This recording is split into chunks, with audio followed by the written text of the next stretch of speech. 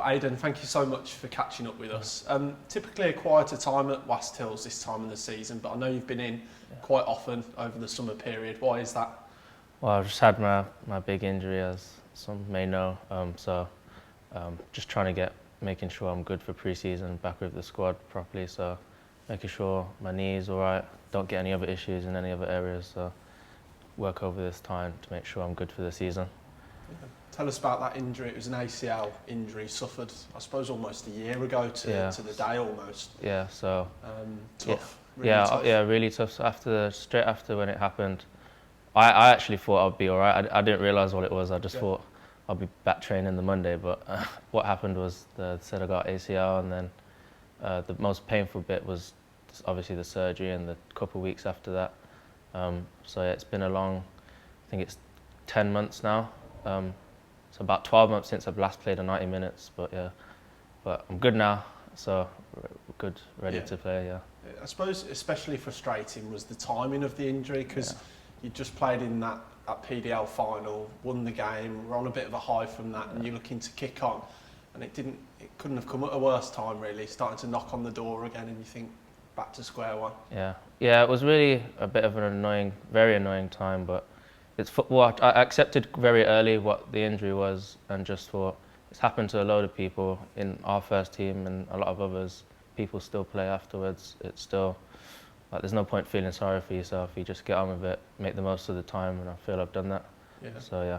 You learnt a bit about yourself as well, in terms of having to reflect and take stock of perhaps yourself as a footballer, but also you as a person when you're having those sort of lonely moments and you're having to watch on from the side. Have you thought about how that might make you better as a person as well? Yeah, massively. Not only like on a personal perspective, but football as well. It's a completely different perspective, because I'm a fan of the game for just the 9 months like everyone else. Like, I'm watching from the side every game. You see different things that you wouldn't feel when you're playing on the pitch. I see parts when I'm thinking, oh, this is why I should be doing this, and it makes you just think in a slightly different way. It's almost from a coach's perspective, but also not just the football, the personal stuff. It makes you just think about certain parts of your life and what more you can do in other areas as well, because football is my main part of what my life to be, but there's other parts as well. So it's a very good little time where you have only to think, because I can't do the one thing that I want to be doing. So it's been a good experience, even though it's been annoying for me, but I've learnt a lot, so I don't regret what's happened. I feel like from now I'll be a better player because of it. Good. Taking positives from negatives, I suppose. What point were you able to get the boots back on and do a bit? I'd like to think I think I've been quite well paced with how I've done things, but I was quite good with how I progressed. So I think quite early, I reckon, but that was around, I think 3 or 4 months in, I got the boots and just done plods around the pitch.